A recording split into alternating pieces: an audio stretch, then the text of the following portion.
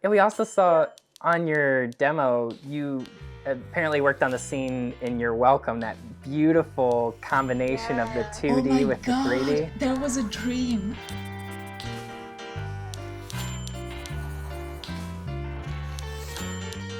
Hey everybody, welcome back to Not So Small World. It's our third episode. This one's about Moana.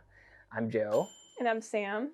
And as you saw, we interviewed somebody who worked on Moana. She was a look development artist. And if you don't know what that is, we didn't really know much about that position either. So if you want to go to this time code right there, you can skip to see our interview with her. Natalia was really, really fun to talk to, and you're going to learn a lot about the work that she does. But if you want to stick around, we're going to talk also about the making of the movie and what we think about like the art of the movie and the characters, the stories, the controversy. Yeah. So how about we go to us right before we rewatched it. I can never say that. To see what we thought about the movie before we saw it again recently. What are we watching today? Moana. Do you remember seeing Moana for the first time? Yes, I do. It was in the theater with my family. Did they like it? Did you like it? I loved it. My parents thought it was okay. Oh, really? Unfortunately, but Okay. I saw it with the person I was dating at the time. We both liked it. I don't think she expected to like it very much. She was going in and going like, I'll watch it. And then we came out of it and she was like, okay, that was better than I thought. But I instantly loved it. I have seen it several times since, and I enjoy it every time I see it, so I don't expect it to be much different this time. But we'll see how we're feeling. let's watch it. So what did you think? I really enjoyed watching this again. I've seen it at least, I wouldn't say a million times, but like quite a few times. It's one of your comfort go-tos when you're... Yeah, like the music is really great, and I just love the colors of this movie, and it's the comedy of it is great. So sometimes I'll have it in the background while I'm illustrating. So I enjoyed watching it again, even though it was probably like the 12th time. Yeah, it wasn't like a fresh new experience for you. Like, yeah, but it's still nice. Like partially what I like about what we do is even movies I've seen a million times, we always notice something different when we're doing like a deep nosedive into the making of it. Yeah, so, absolutely. Yeah. Personally, I loved rewatching it. I think this is one of Disney's finest movies. I'll see if I eat my words about that as we go along our journey going through all these. But I really do think it takes so many great things about like the Disney formula and either tweaks them so it like makes them a little bit more relevant, or it like subtly pushes them away and does something a little bit different. Yeah.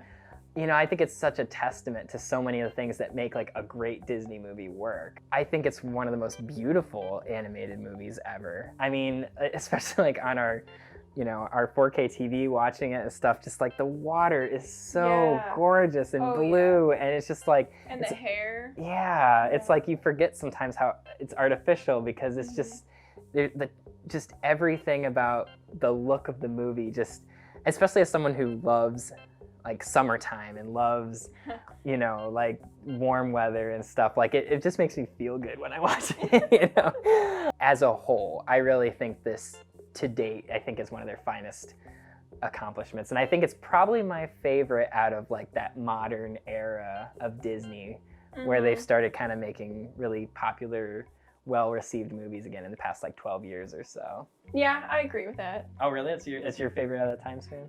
I would have to look at the list of movies in that period, this period, I guess, to really determine if it's my favorite, but it's definitely like one of my favorites, I would say. One thing that I think we both really appreciated when we were learning about the making of this movie is how much care was done into the research. And if you've seen any of Disney's older films, that wasn't always the case. Yep.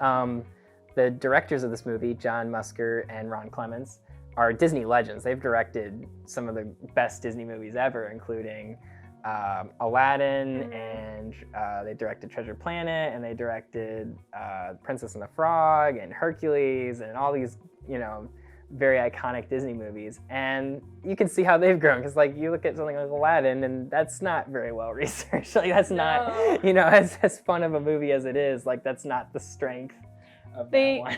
They were definitely trying to approach this one as respectfully as, like they wanted to respect the culture as much as they could. Yeah, and I guess the culture, it's really multiple cultures. True, there's true. that whole region of the world known as Oceania, which comprises of a lot of islands in the Pacific Ocean.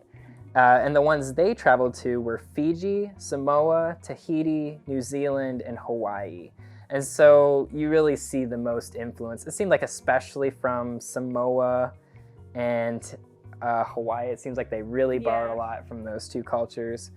And one of the quotes that we saw was from one of the residents of one of the islands. And do you want to read that? Yeah, it says, "We're always swallowed by your culture. For once, can you be swallowed by ours?"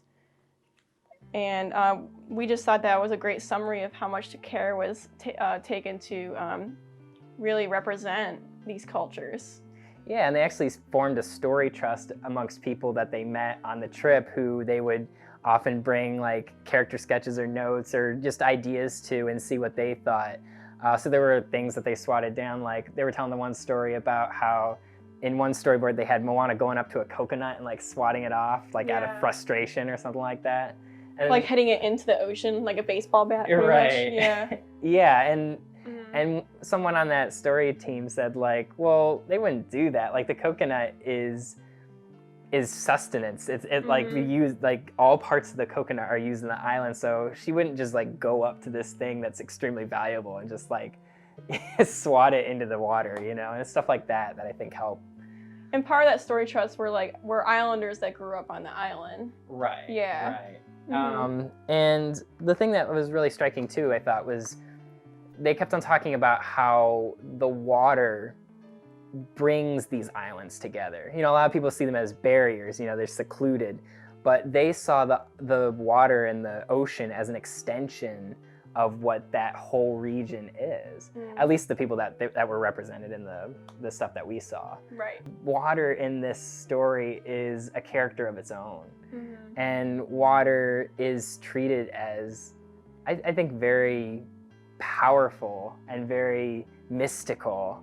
And there's so much interplay in this movie about nature and what, like, nature as a helper, nature as a seeming obstacle. Yeah. Right. Or opponent. Yeah. And it's about like, are you someone who respects nature like Moana and therefore is granted help? Or are you someone who rebels against nature like Maui and therefore might feel alienated at one point? So there were a lot of different versions of Moana before it kind of became the one that we know. The original first version was written by Taika Waititi, a very funny and talented director who made things like Jojo Rabbit or Thor Ragnarok. And I saw an interview where he joked that the only thing they kept from his script was exterior, ocean, day. Because, I mean, there were all these things about her having all these brothers, right? And feeling competitive and... Yeah, there's an early edition of the story where she had, like 5 brothers? Yeah, 5 or 6 or something. Yeah, and I guess like the story centered around like the roles of like gender, I guess. And she had to prove herself as a woman to be an equal or greater wayfinder than her brothers. Right, and there was also the version of the story where she, like her whole mission was to save her father. Yep. And so it went through all these different versions, but one of the things that kind of struck gold with them when they were talking to people on their research trips, they learned about how with wayfinding, there was this period about 2,000 years ago where it started up again after a period of about 1,000 years in which it wasn't really done. And, you know, no one really knows why that was. Why was there 1,000 years in which these incredible explorers were not doing anything? And so once that kind of got in their heads, they're like, maybe we can focus the story around that. I mean, these wayfinders were just beyond skilled. Like, it's incredible what they're able to do without any sort of technology or instruments that we have today, mostly just using the stars.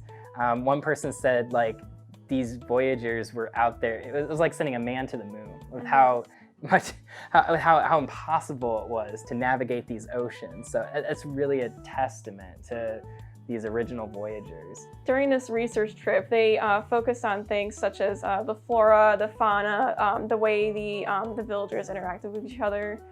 They had sort of this like family bond between everyone in the village. Yeah, like the village really helps each other as a whole, which they found very representative of a lot of these cultures in Oceania, where, you know, you have parents and stuff, but like it is much more of a collectivist like mindset. Like everyone's helping each other out.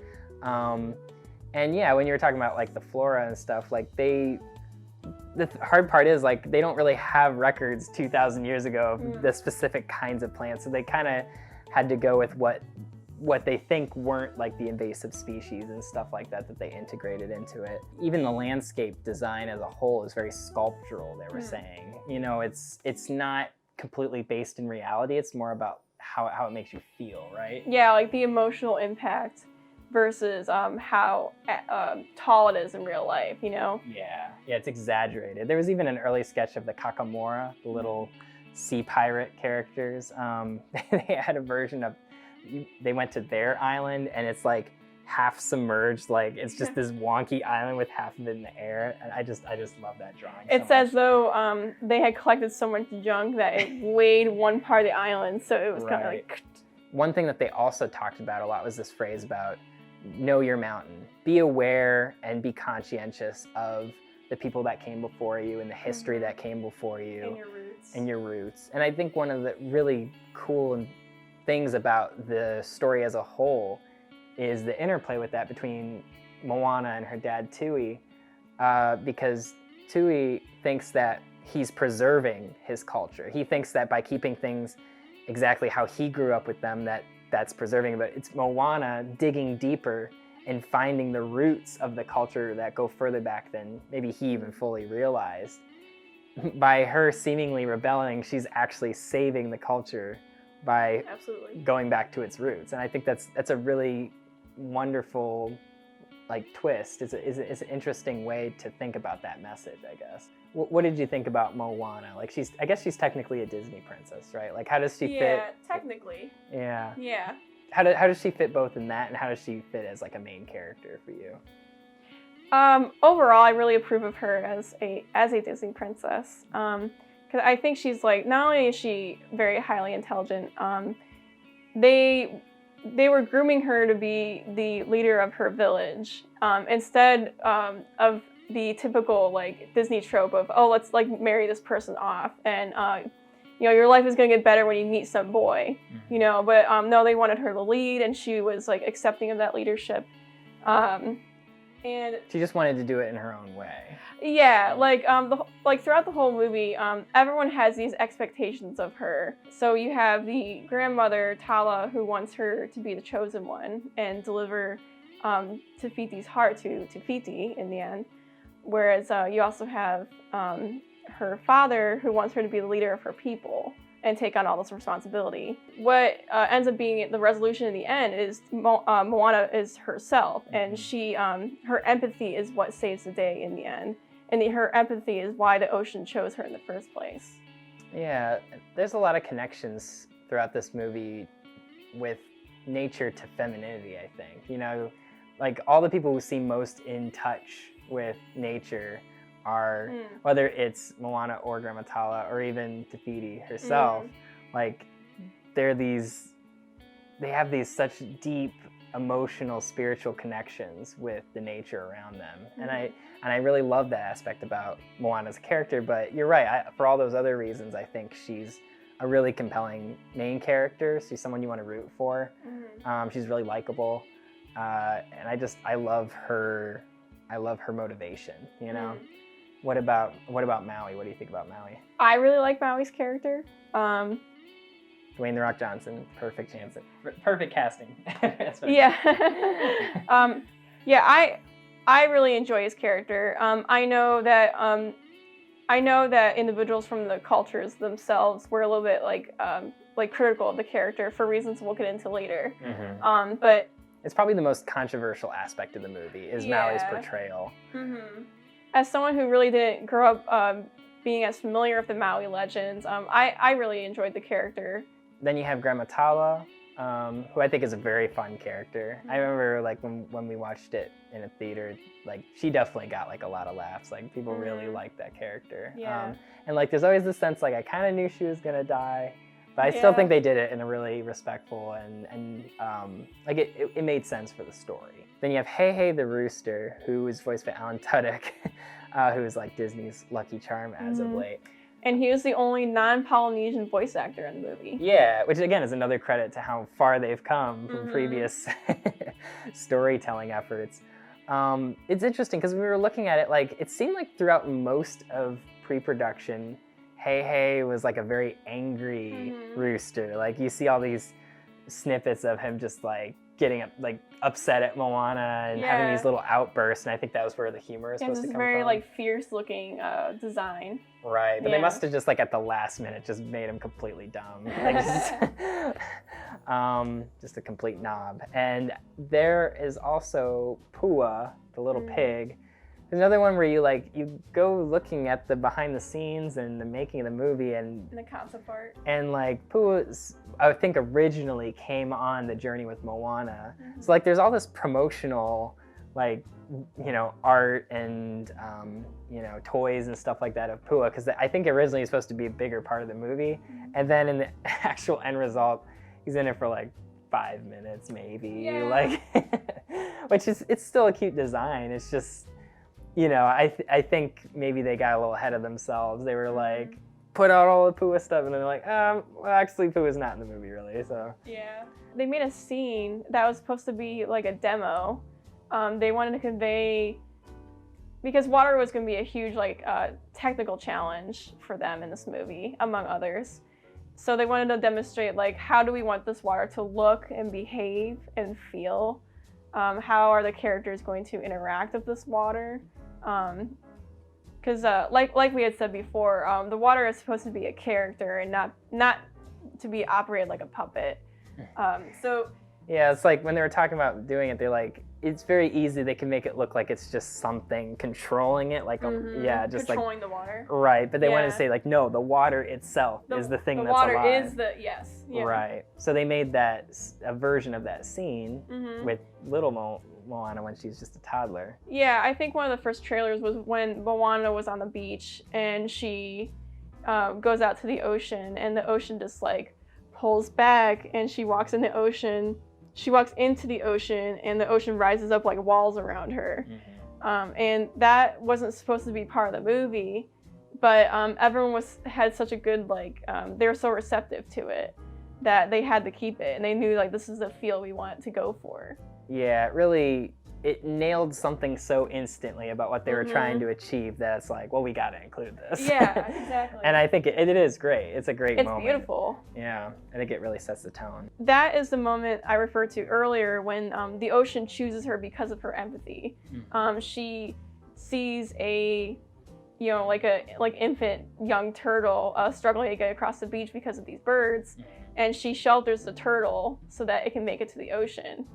And at that point, you see the ocean make like a home sound, and like it chooses her. I think one of the little things we notice is that Grandma Tala later says like, "Oh, I watched the ocean choose you." Yeah. And like, I don't think she was actually there in that scene at all, but still. She could have been off camera, but they definitely didn't imply it. There's no we don't know. One of the things that they were kind of determining, just like how the water should look, is like, what does this beautiful imaginary island look like? Because it's not like a specific island. It's kind of, again, an amalgamation of a lot of these cultures into one.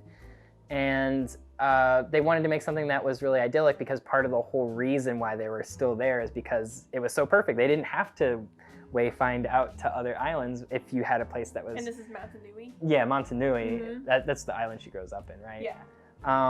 So like they have all these really cool sketches of like, over here is where the ocean flows into a river, so it's very easy to catch fish here. And get fresh water. Yeah, fresh water. And there's like a valley over here that's really perfect for raising crops and all this stuff. And it's like the kind of stuff that you don't see all of in the movie, but it's really cool that they had although I would have loved to see more of the village, I think, in the movie, if I had any sort of like minor and wishes. how the villages are interacting with each other. And yeah. One thing that's so cool too is like everything's so handmade by the materials that they would actually be using. Like a lot of things are made out of tapa, which is made out of like mulberry trees and stuff from that area. And it's like this pulp that is used in so many different ways, whether it's the clothing or things to decorate. And so you see a lot of that, like all the characters, like they don't have any shoes, you know, like it's, and they even mentioned they were thinking about things like the clothes that Moana's tribe is wearing are all materials that would have to like be created after a while. They're more permanent clothing. Whereas if in the flashback, when you see the Wayfinders of the past, they're wearing things that are less permanent. They're made more of things that they would probably find on their journey along the way. So it's cool that like the clothing and the design went down to even that level of pre-thought, I guess. Well, and they even like demonstrate status with their clothing as well. Like the red clothing she wears, Moana wears towards the end is red, and that was reserved for royalty. Right. And her father Tui wears is it shark tooth?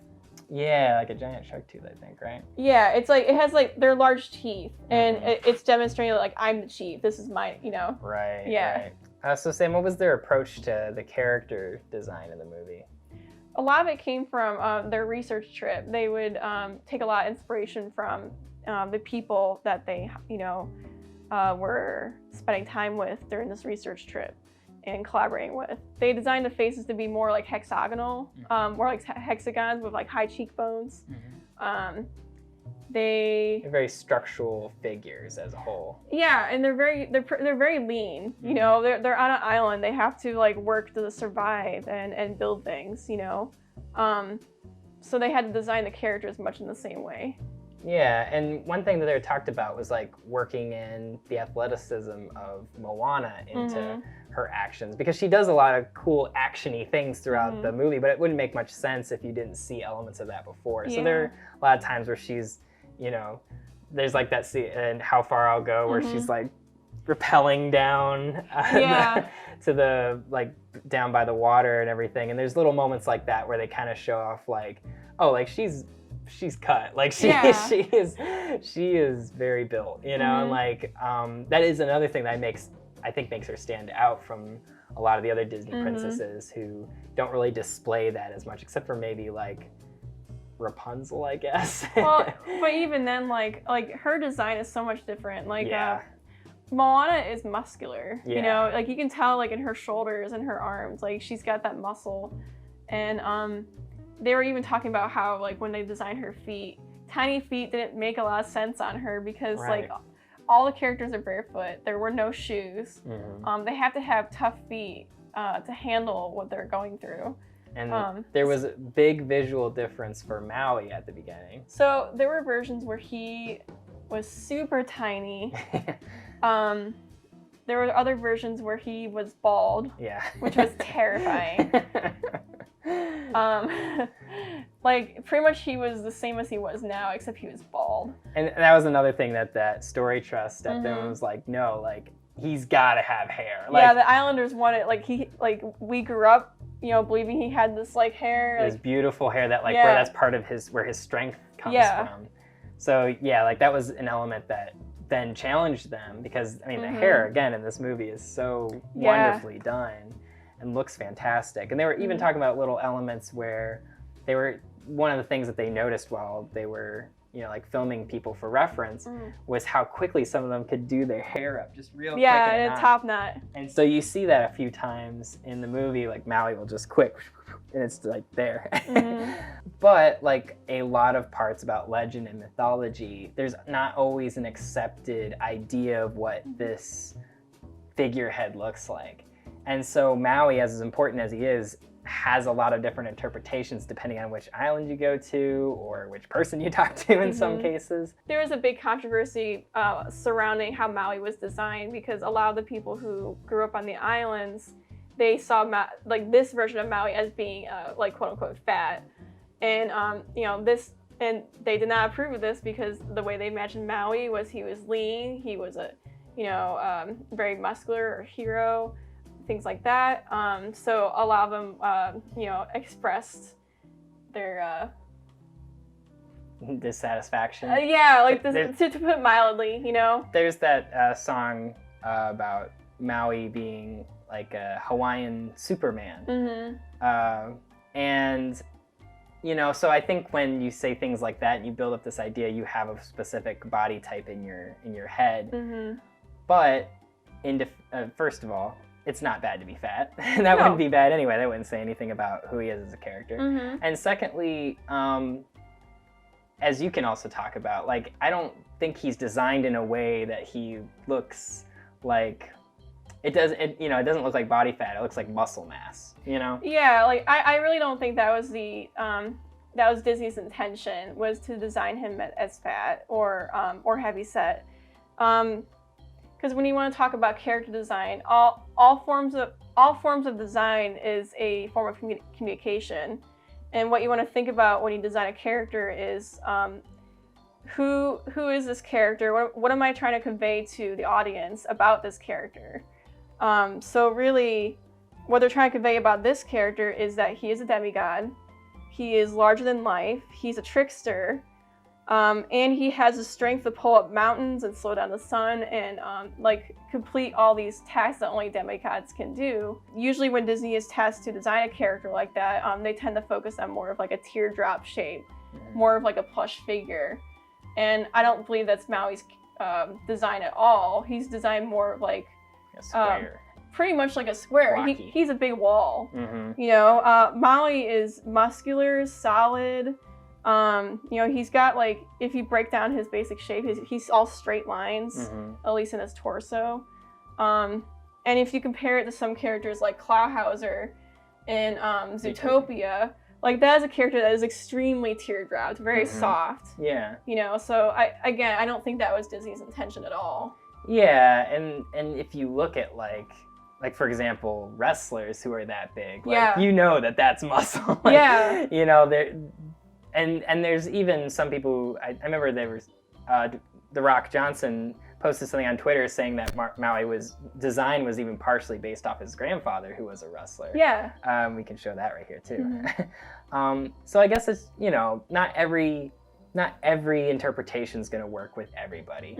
But even outside of the character look, there were some people who also felt that maybe his character as a whole was not how they imagined. Because again, you're thinking about this person, this almost Anansi-like figure, tricking and being clever than all the other people around him, and just smarting his way and muscling his way out of different situations. And that's not necessarily how Maui is fully, like, he's clearly much more comedic relief kind of character. I mean, he has his own arc, and I think he's treated sensitively in his own right, but he is also a funny character. He's also sarcastic, a little bit of a jerk, and that's probably not how some people imagine that. He doesn't respect nature in this movie. Right. He has to refine that. He has to rediscover that through Moana. So I can definitely understand people's disappointment with that aspect of if they felt like that was kind of a betrayal of Maui as a mythic character. Right. So in terms of tech challenges, we talked about the hair, and they wanted to make sure they got that right. Another thing was skin, because I mean, obviously they've done lots of human characters in CGI, but this is the first time they had characters, like main characters, with this much skin showing at all times. Yeah, absolutely. So they wanted to get the look of that right. And so it's always that balance of like, you gotta kind of make it real, but you want to bring a little bit of the cartoonish. But like, I think they did a great job of like showing how it stretches over the muscle and everything. It's really well done. Water we talked about. Lava was another one, of course. Yeah, lava and smoke. Lava and smoke. Especially with Taka in the end. That was like a huge feat to complete. Feat to complete, yeah. Yeah, feat. It was actually like one thing on top of another. So it was lava and fire and smoke. Like crashing into water, and Moana's hair is whipping everywhere. Right. So it was like all these like really hard things to animate all in one scene. There are so many effects in this movie as a whole. You also have Maui's tattoos. Yeah, so these were animated by Eric Goldberg. Hand drawn. Yeah, hand-drawn animation by Eric Goldberg, Disney legend. He also designed Genie from Aladdin, among many others. And you know, as you can see, like he's very good at that like physical comedy in his characters.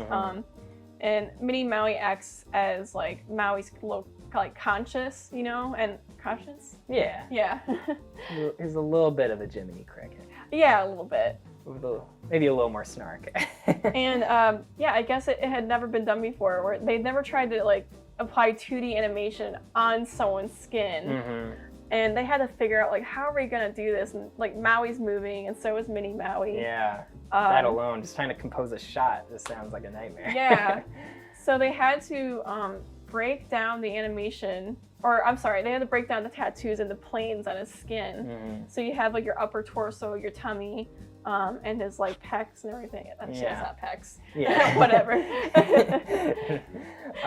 But yeah. So in essence, you just had these quadrants that he could work within. So that way he could just draw from this scene and this scene and this scene, and then they were able to stitch it all together and make it look coherent. Right. And I think Mini Maui like kind of steals the show sometimes. Yeah. I mean, it's so fun, and anybody who's watched our show knows that we love hand drawn, and so like having those elements of that and having it in the opening and in the, you know, you're welcome and all that stuff. It's really fun how much they still celebrate that part of their history sometimes by having those things put into it, I think. Even outside of Maui's tattoos, there's him shape-shifting, which is also really hard to do in CGI, because you think that, you know, you design these three-dimensional models and you might sculpt them first and then kind of scan them in and then work with them with that. But then you somehow have to make that model turn into the other model, and you want to do it in a way that like feels believable or feels magical. And you know, anytime that Maui transforms like that, it's amazingly done. It took so much work just to do those transformations. It's unlike 2D. Like 2D, you would just draw another drawing, which is, you know, not easy. But like with 3D, you have to create a whole nother like solid 3D figure. And they did do a lot of 2D tests early on to just kind of get the feel of how they wanted to do things like the water and the shape shifting. And those are really cool in their own right. Those are really beautiful. You should look them up. There's a lot of cool, like, again, it makes you wonder, like, what would this have been like if it was hand drawn? What would it have looked like? And of course, another aspect that we love is the music, which has never been stuck in our head once, not a single song. That's a lie. But one of the brilliant things they did is they brought together 3 people to really help put it together. They have Mark Mancino, who was the overall score for the movie. And then you have Lin-Manuel Miranda, who of course is probably best known for Hamilton, but also has created other wonderful pieces of art like In the Heights. And then you have Opataya Foai, who has a band that he's been doing since the 90s or something like that, but he is from the Pacific Islands. And so you have these 3 people. You have Broadway, you have music, film score, and you have someone who's actually bringing authentic languages.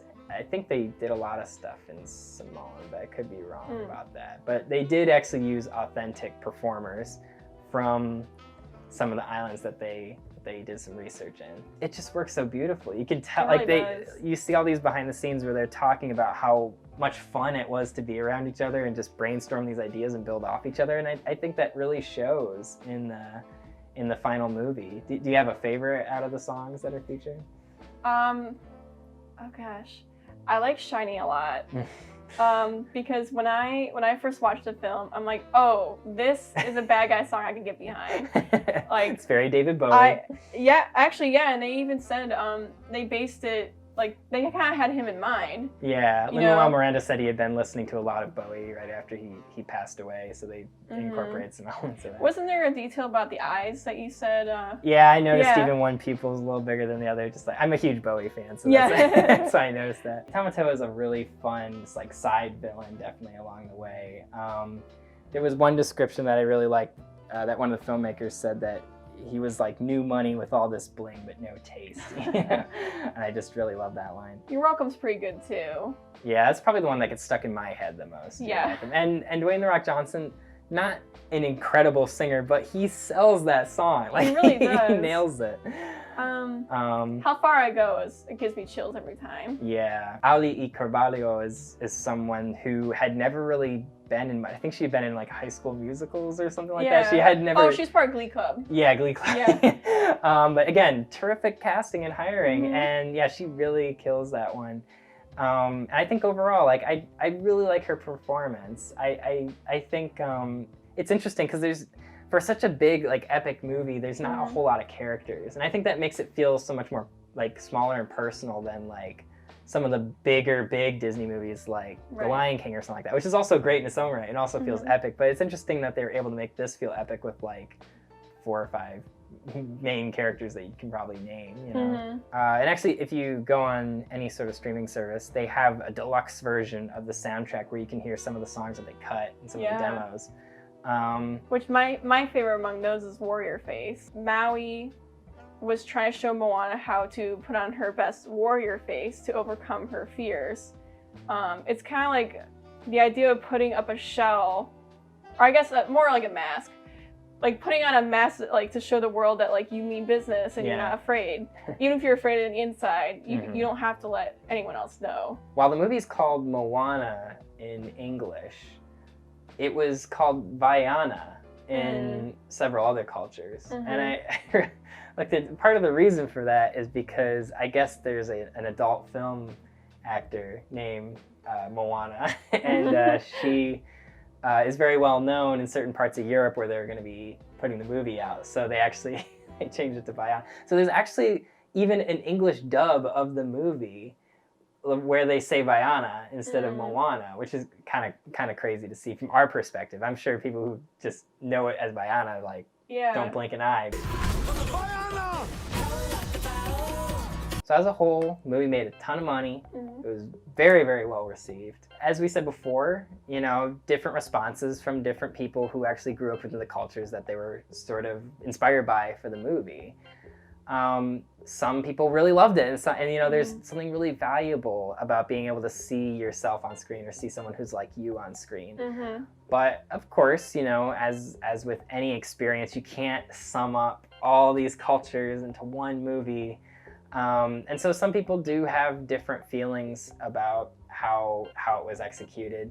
I know like one of the things that we saw was someone saying that they thought that Grandma Tala was being dismissed as like a crazy person too much, which they didn't really like. A lot of those cultures that they focused on in the movie are very respectful of elders. To be fair, I think that she called herself crazy. I don't know if anyone else ever really implied that. Even though she called herself crazy, it's still the writers calling her a crazy person. Yeah. And but at least she didn't receive that treatment from anyone else. Like even the father, even though he disagrees with her, didn't treat her as crazy. But I could definitely see how that was taken the wrong way. Right. And of course, there's some people who criticize the hypocrisy of Disney being a, you know, multi-billion-dollar mega corporation in terms of, you know, the aspects they're trying to show about the movie. You have a movie that's about nature and about these underrepresented cultures, and then you have Disney who's building hotels on these islands and shipping people off in jet planes with Moana stickers on the side that are harming the very environment that they're making the movie about. You know, exploiting the labor or downright maybe just dismissing the culture of the people who live on these islands. There was also a minor controversy where they sold Maui Halloween costumes, including brown skin, that you can buy, and the tattoos, that are really significant to the people of that culture. So that got quickly taken off the shelves. And I would love to see the day also in which they gave the people who live in the cultures that they're making these movies about the director's chair. You know, I'd love to see or the producer's chair, any of these kinds of things. But I think they are making progress, and I hope they continue to keep making progress. Yeah, this definitely is progress in like all aspects of it, you know. Right. It's a far cry from things like, even Pocahontas in the 90s, I Yeah. think, in terms of helping to represent the culture that they're trying to show. So I have a friend named Jessica. She does a really cute webcomic called No Pizza After Midnight. And you may have even seen her in some of my videos where we've gone to Cleveland Wizard Con together. But I actually messaged her about this because she grew up in Hawaii. And so she kind of actually rewatched the movie just the other night and kind of gave me some of her thoughts as someone who grew up within one of the cultures represented in the movie. And she has a couple interesting notes. One of them, she says pig's name is Pua, which means flower, but Pua'a means pig. So it's kind of a pun there. She thinks that coconuts are overrepresented. Hot take. But again, I think that depends on, I think they're trying to view it from the viewpoint maybe of like a culture from 2,000 years ago. So I could see maybe that's why they had such a focus on them. I also think it's like, oh, here's what Americans can recognize as something tropical. Perhaps a bit. Coconut. Yeah. It's like coconut. She really liked the forehead touch that was done in the movie. That's very accurate. She said that it's a indication of sharing the breath of life with another person. Another thing that Maui does in the movie is as he's about to jump to visit the underworld, he goes chee-oo, and that's a very common victory sort of whoop that a lot of people do in Hawaii and some of the other surrounding islands. Very minor thing she had a problem with. So when Moana's running in How Far I'll Go, she goes over these water spouts, and she's like, that would be insanely dangerous to do that because it's water coming sprayed out of the ocean. So she's like, you would never do something like that because if you fell into one of those things, you would just get sucked back out into the ocean. So that is a huge no-no. And she also felt that it is very likely at the time too that men would probably have more significant roles than women in a lot of situations, which is, I guess, another thing I can see why they would want to change it, especially if they're making a fictional island. Right. But yeah, that's definitely something that she noticed. But thank you so much, Jessica, for telling us your perspective on the movie. So, who do we have today to interview? Today we are interviewing Natalia Freitas, who is the only Brazilian woman who worked on the movie. Oh. Yeah, she talked to us about being a look development artist, which you're going to learn about what that is. And as you're about to see, she just had such a phenomenal time working with this crew. We were really excited to talk to her. I think we had a similar vibe of geekiness all going around. So please enjoy our interview with Natalia. So for those who don't know me, I am Natalia Freitas. I'm a 3D artist and former 2D animator from Brazil. Yeah. And I've been working in this industry for the past 10 years. And for the past 15 years, I am dedicating my time, my life to animation. And I love animation. I'm an animation geek. What was it that drew you to animation when you were growing up? What was it about it that was so magical to you? So for me to talk about animation without talking about my personal life, it's impossible. Because just like every kid, I grew up watching animation and spending time watching TV. But then when I was 10 years old, unfortunately, I lost my parents. And my grandma, she took care of me and my siblings. I have three other siblings, 2 girls and 1 guy. And we were all small kids and we had to deal with this new reality, losing our parents.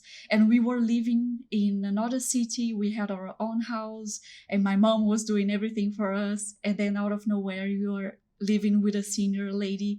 It was my grandma and an uncle, and my uncle is handicapped. So they won 4 kids and we won 2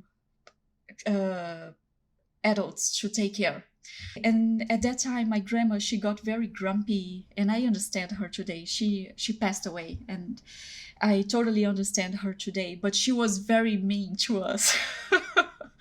And I was so scared of her. So I used to go back home from school and to occupy my mind from that reality. To forget about what happened, because I was missing my mom. So I started to read more books, to watch more TV. I grew up with art being my greatest support, was very important emotional support. When I was 16, I was in high school, people were already talking about what do you want to do in the future, what do you want to be, what do you want to do when you grow up.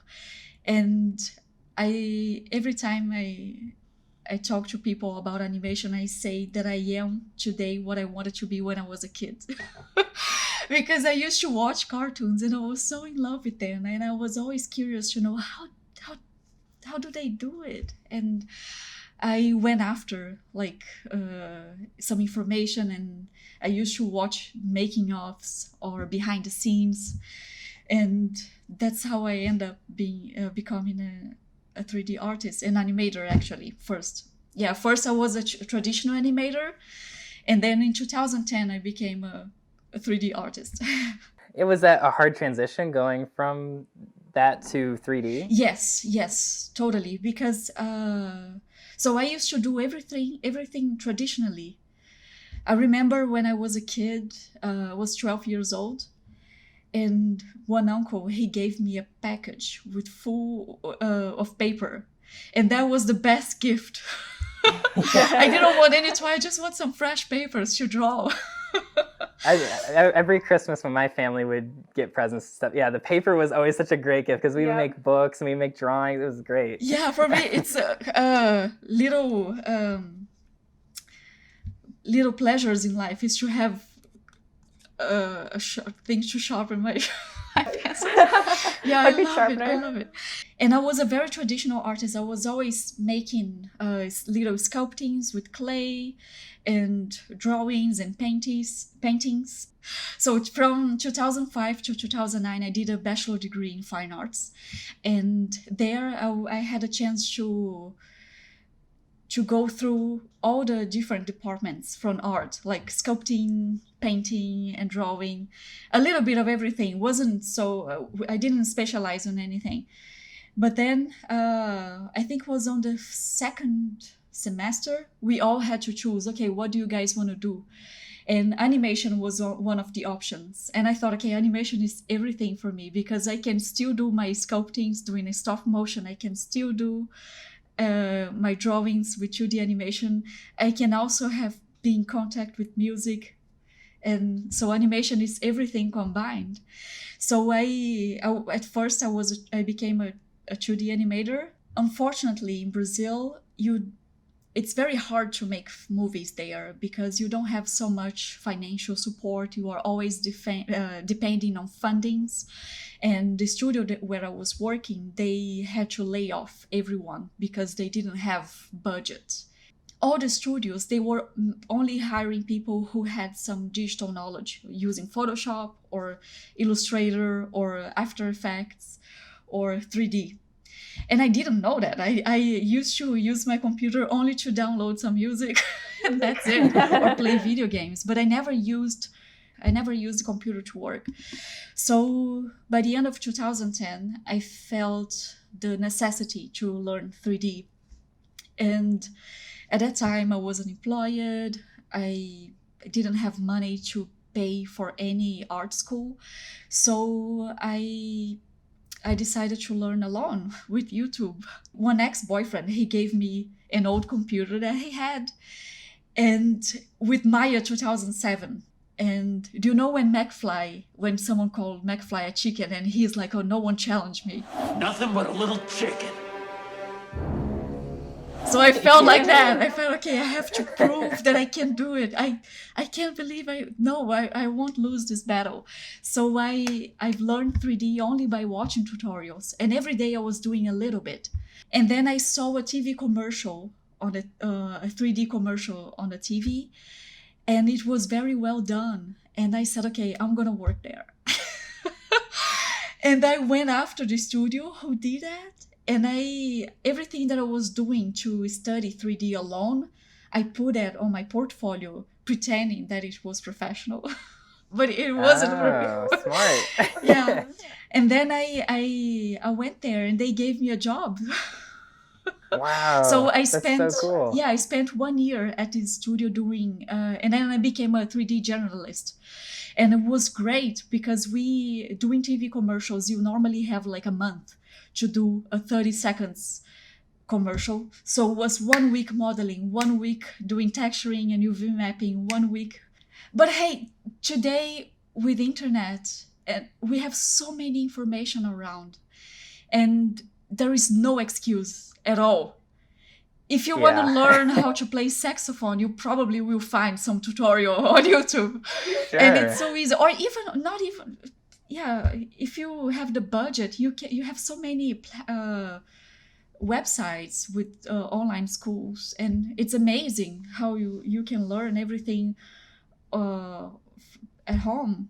Yeah, we forget how quickly everything moves. And I mean, with same here in terms of, I learned so much more as a teenager making YouTube videos than I did, I think, when I actually went to college for film school and stuff like. I mean, I did learn a lot, but like I feel like I learned a lot more from just doing it by myself and looking stuff up and just trying again and again until I got better at it. I agree. And also at school, you have to do some classes that you don't want to. The textures you use in some of your work, where do those originate? Do they come from like, are they photographed, or do you have to create some of them? So normally we try to use free copyright resources that we find on internet. You have a lot of websites. Sorry, my boyfriend just arrived. That's okay. For example, at studios like Sony or Disney, they normally have their own resources. But if you are working from home, you have a lot of websites with a lot of copyright-free textures, and that's what I try to use. And every time I see some texture that is interesting, I also try to take picture. Like once I took a picture of my tie because I needed a skin texture. That's wonderful. Wood in your house, on the floor, you can create your own textures. You don't need to rely only on what is on the internet. And it's always nice to have your own stuff as well.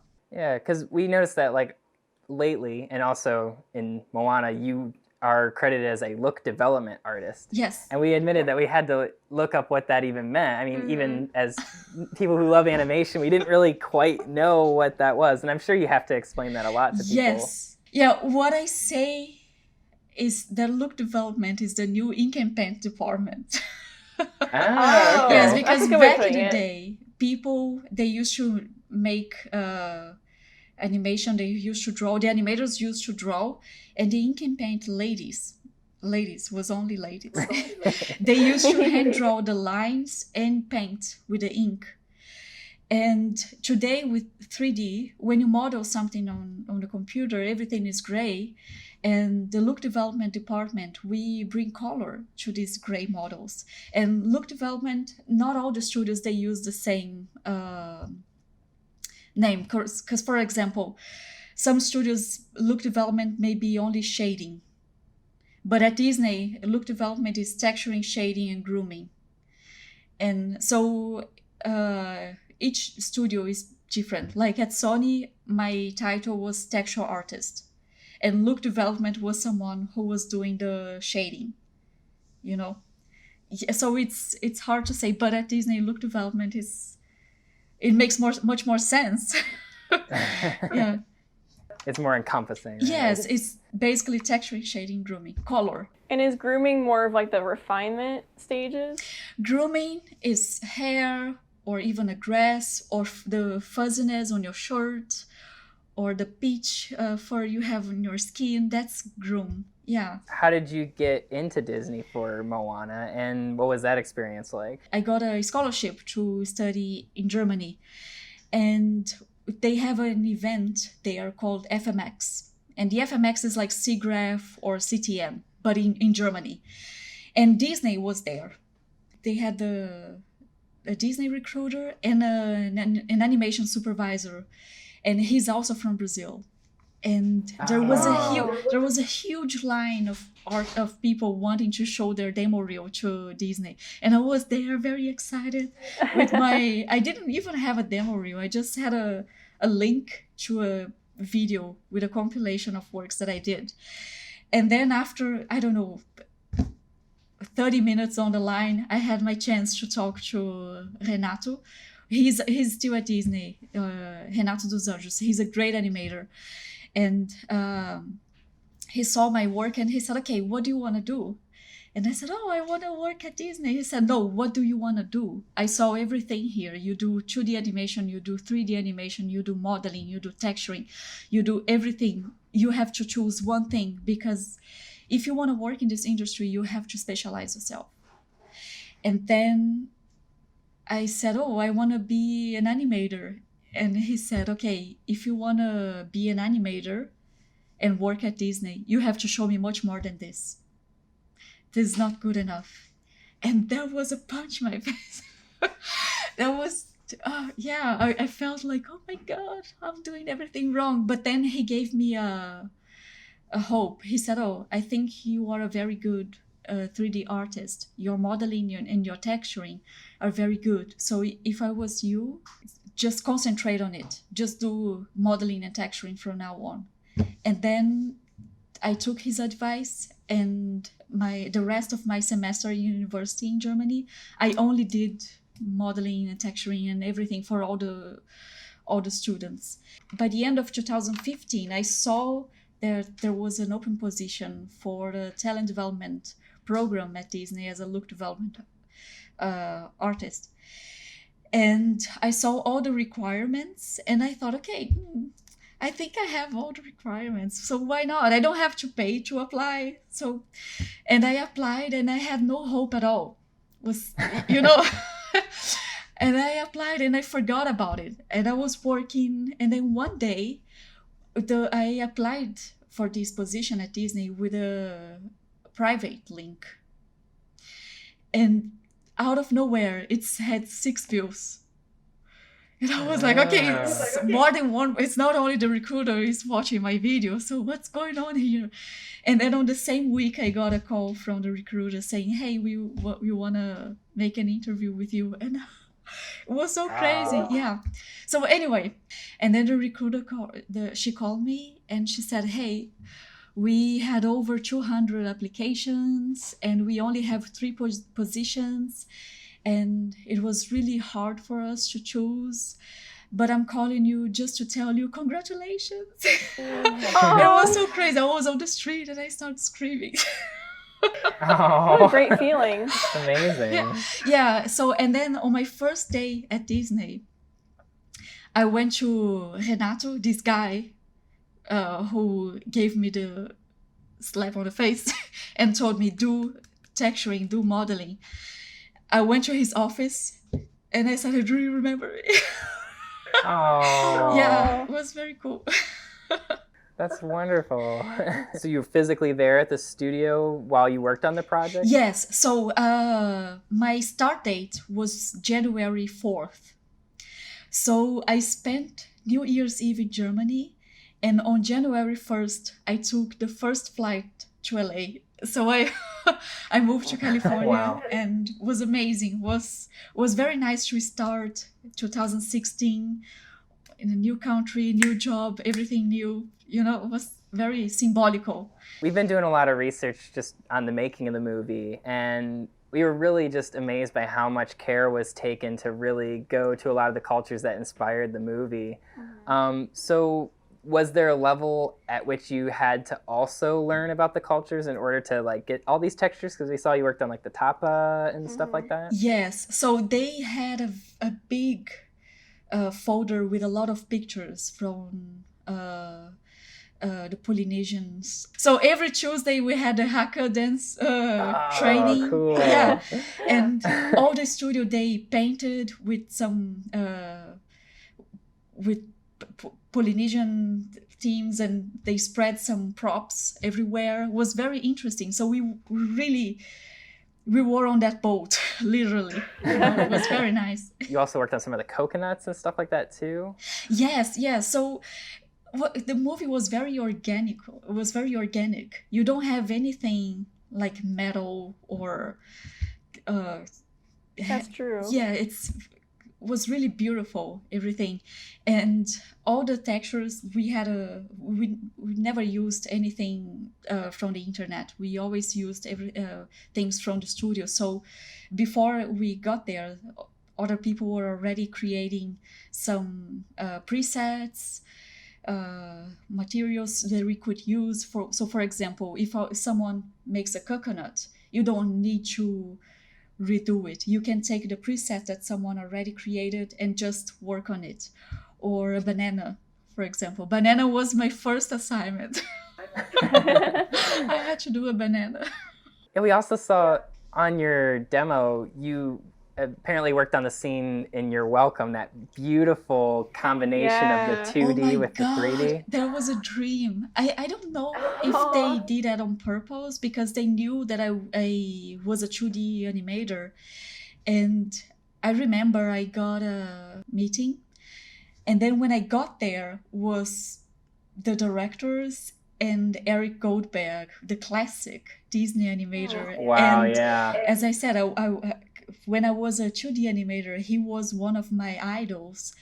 And when I saw him there at the meeting and I sat down next to him and he was doing a Donald Duck impression, it was so cute. Yeah, he's very cute. And then they said, we want to work on this. And I spent like 2 months working on this sequence. And I thought, okay, I'm gonna get so tired of this song, but I love it. That's my favorite song. It's a good song. Does it still get stuck in your head? Yes, every time. Yeah, sometimes I still reply to people when they say, "Oh, thank you," and I say, "You're welcome."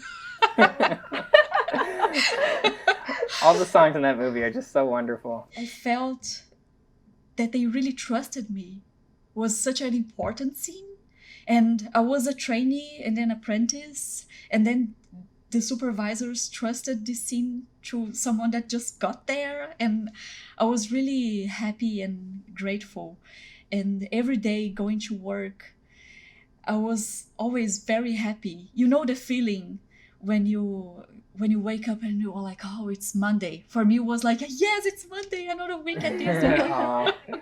It was so nice to work there. My nickname was Tapa Queen. Because I was doing all the tapas. So the producer, Laura, she was always, hey, Tapa Queen. Yeah. So after we finished the Maui song, I had another meeting, another kickoff, and they said, hey, you did a very successful job. Can you also do the prologue? And I was like, oh my God, the very first scene. Oh my God. Yeah, it was crazy. So when I was watching the movie ready with everyone at the rap party, and I saw that prologue, and I knew everything that I did, because some things I had to do handmade. Because it was a bunch of planes. Like normal 3D planes, and we had to combine the 2D animation with the textures and also animate the textures. I don't know if you noticed that the textures are also animated. I've created some like 6, I don't know how many different textures I did just to have this thing going. When I saw that on the big screen, I couldn't believe. I was like, oh my God. It was really amazing. From time to time, I wake up and I think, was it all a dream? Did you get to go to the premiere? Yes, we had a rap party. Yay. It was amazing. Oh my God. I danced for 3 hours. It was very fancy. So I was wearing a fancy clothes, and I put some tissues because I thought I'm sure I'm going to cry when we watch the movie. But then when the movie was over and I saw my name on the credits, I couldn't stop laughing. I was laughing so much, like, yes. So your experience working in different countries, was there a difference between the work culture in different studios? What would you say is different on that? They all have a different environment.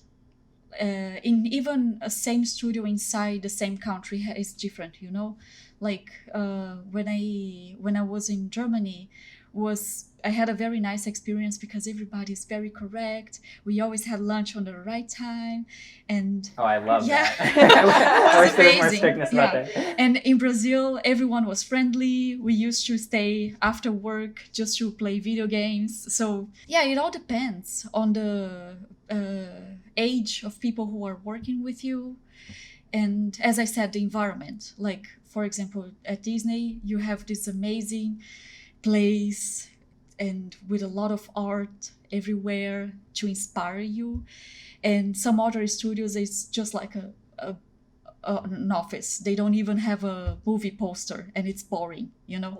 What? They probably have a ping pong table and that's it.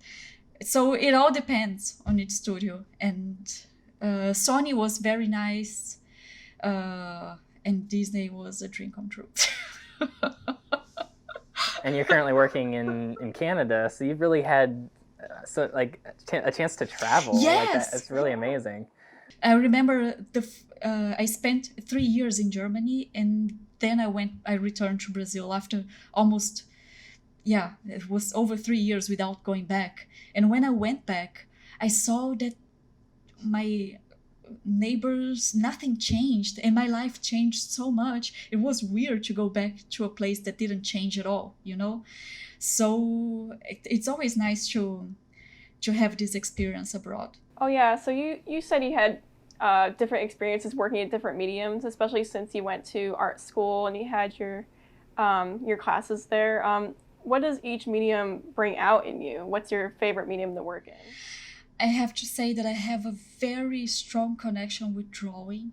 It became like I don't draw every day like I used to, unfortunately, because I think 3D will open more doors for me, which is, thanks to 3D, I've been traveling around.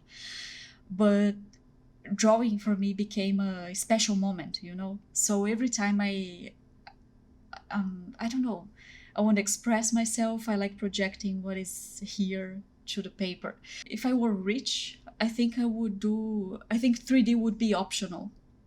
I think I would spend more time doing traditional sculpting and drawing and painting, because they are what I really love, you know. So I feel the same way you do, where I was also instructed in graphic design, and I love design, but I love drawing a lot more. And like drawing is so like, it's such an intimate experience for me, and I treasure it. But to make money, I have to do graphic design. Yes. So I feel the same way.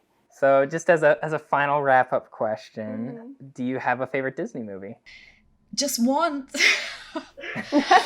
Well, I think I have to say Moana. It's impossible not to say Moana. There we go. Because I was there, and when the movie was over, I was already missing those characters that I saw growing up in front of us. You know, every day we were seeing new scenes being animated, and that character, she had such a beautiful personality, and I felt that I knew her. I don't know. I felt like a friend.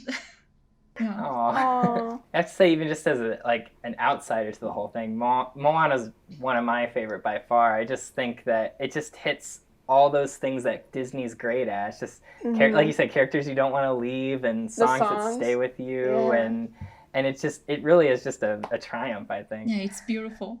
I want to tell everyone who are starting in this industry right now, or people who are still in school and they want to have some feedback or have a mentor. I am one of the mentors from the Rise Up animation. I don't know if you know the Rise Up animation. I don't know. I'm not familiar, but I mean, that sounds really what does wonderful. it entail? Yeah, so Rise Up was created by two animators from Disney and one from Pixar.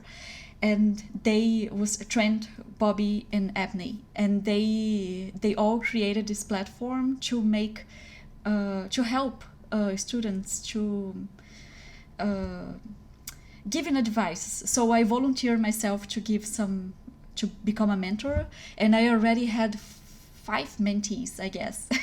It was very nice. Yeah, great. it's very cool because I can tell them, hey, this is cool, but try doing more of this. So yeah, it's portfolio review feedback to help people succeed in their animation career. Thank you so much to Natalia for letting us interview you. We have some of her social media right here. We're just so grateful. Our next episode is going to be about Pinocchio, because we like to bounce back and forth between the different sides of the Disney timeline. So if you have any thoughts about Pinocchio, maybe leave them in the comments and we could mention them in the next video. And as a whole, we're just super grateful for you tuning in. You can subscribe for more. We have all kinds of exciting stuff coming up because there's a lot of Disney movies. Yeah. So the best thing you can do is subscribe and tell people about the show, share it on the social medias. And I guess as a whole, we'll see you next time on Not So Small World. Toodles. Bye. Bye. Bye. Bye. Bye. Bye.